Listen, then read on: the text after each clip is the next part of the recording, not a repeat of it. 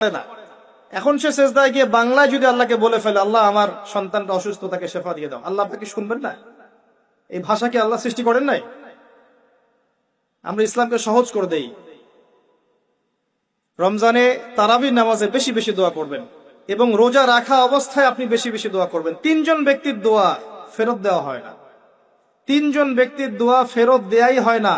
তার মধ্যে একজন হচ্ছে যে ব্যক্তি রোজাদার, রোজা রেখেছে, দোয়া করছে। রোজাদারের জন্য দুইটা আনন্দের মুহূর্ত আছে। একটা হচ্ছে ইফতারের সময়, যখন সে ইফতার করে। একটা হচ্ছে যখন এর প্রতিদান আল্লাহ পাক দিবেন পরকালে, ওই সময়টা সে অত্যন্ত খুশি হয়ে যাবে। রোজাদার ব্যক্তির মুখের ঘ্রাণ, যে দুর্গন্ধটা বের হয়, এটা আল্লাহর কাছে মেশকম্বর হচ্ছে বেশি পছন্দনীয়। রোজা অবস্থায় বেশি বেশি দোয়া করবেন, নিজের জন্য, পরিবারের জন্য, সমাজের জন্য, রাষ্ট্রের জন্য, আমাদের মুসলিম উম্মার জন্য, সবার জন্য দোয়া করবেন। দোয়াকে সংকীর্ণ করবেন না, সবার জন্য দোয়া করবেন। যখন আপনি অন্য মুসলিম ভাইয়ের জন্য দোয়া করবেন, তখন আপনার মাথার কাছে একজন ফেরেশতা আসবেন, এসে বলবেন তোমার জন্যও তাই হোক, তুমি যার জন্য দোয়া করছো। সুবহানাল্লাহ। আপনি দোয়া করেন যে আল্লাহ আবু তোহা ভাইকে তুমি দীর্ঘ নেক হায়াত দিও, তাহলে দেখবেন আপনার মাথার কাছেই ফেরেশতা এসে বলবে যে তোমার জন্যও তাই হোক। এটা পলিটিক্স করলাম আপনাদের দোয়া পাওয়ার জন্য, তো এই দোয়া করবেন। আচ্ছা, আরো আছে। রমাদান মাসে আমাদের মা বোনদেরকে খাস পর্দায় রাখার চেষ্টা করেন। আর স্পেশালি নিজের যে ইনকাম, আপনার যে বেতন, এই বেতনের বড় অংশটা ওদের হাতে দিয়ে বলিয়েন না শেষ দশকে মার্কেটে যায় মার্কেটিং করে আস, এটা বলেন না। তাহলে শেষের দশকটা তারা নাপাক করে ফেলবে। শেষের দশকটা লাইলাতুল কদর পাওয়ার দশক। এই সময়টা ইতিকাফ করতে হয় মসজিদে, সুন্নত, যাতে করে আমরা লাইলাতুল কদর পেয়ে যাই।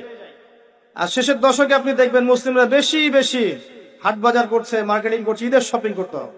এই শপিংটা আগে করা যেত না? এখন যদি আমার কাছে টাকা থাকে, আমি যদি একটা জুব্বা বানিয়ে রাখি, বা একটা বোরখা কিনে রাখি, বাচ্চাদের কিছু কাপড় কিনে রাখি, এটা তার ঈদের দিন পড়বে, হকাদায় হবে না? করা যাবে না? ওই আগের রাতেই কিনতে হবে। দেখবেন আগের রাতে সারা এলাকায় গান বাজনা হচ্ছে, হোটেলে হোটেলে গান বাজছে, চায়ের দোকানে গান বাজছে, মনে হচ্ছে যেন শয়তান নাজিল হলো। আবার শয়তানকে বেঁধে রাখা হয়েছিল, এবার শয়তান খোলা, শয়তান পৃথিবীতে বিচরণ করছে।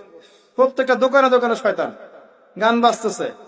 ঢাকা শহরের রাস্তাঘাটে গিয়ে দেখবেন কি একটা অবস্থা, গান বাজতেছে, ডিজে পার্টি হচ্ছে, বোমা ফাটাচ্ছে, বোমা মানে চকলেট বোমা, পটকা পটকা, এগুলো ফাটাচ্ছে, হই হুল্লা করছে, নাচ গান করছে, ছেলে মেয়ে একসাথে হই হুল্লা করছে। কি একটা মজা! এদের জন্য ঈদের আনন্দ। সারা মাস নামাজ পড়ে নাই, রোজাও ঠিকঠাক মতো রাখে নাই, দান সাদাকা করেনি, তারাবি পড়ে নাই, তাজকিয়ার কোনো খবর নাই, এদের জন্য কি ঈদের আনন্দ? কাদের জন্য? আল্লাহ পাক বলছেন কদ আফলাহা মান যাক্কাহা, সেই ব্যক্তির জন্য ঈদের আনন্দ। কদ আফলাহা মান যাক্কাহা, সে সফল হলো যে তাজকিয়া অর্জন করতে পেরেছে। কদ আফলাহা মান তাযাক্কা ওয়া যাকারা ইসমা রাব্বিহি ফাসাল্লা, এবং রবের নাম উচ্চারণ করতে করতে সালাত আদায় করতে ঈদগাহের মাঠে গিয়েছে। আল্লাহু আকবার, আল্লাহু আকবার, লা ইলাহা ইল্লাল্লাহ, ওয়াল্লাহু আকবার, আল্লাহু আকবার, ওয়ালিল্লাহিল হামদ, এটা পড়তে পড়তে ঈদগাহের মাঠে গিয়েছে। এর জন্য ঈদের আনন্দ। তো আমরা এই বিষয়গুলোতে একটু বেশি খেয়াল রাখার চেষ্টা করবো ইনশাআল্লাহ। আল্লাহ পাক আমাদের সবাইকে ইফেক্টিভ রমাদান পালন করার তৌফিক দান করুন, রমাদান মাসকে কোরআনময় করুন, আল্লাহুম্মা আমিন। আমি আরেকটা অংশে গিয়ে কিছু নসিহত করে শেষ করবো ইনশাআল্লাহ তাআলা, আমাদের হাতে এখনো কিছু সময় আছে।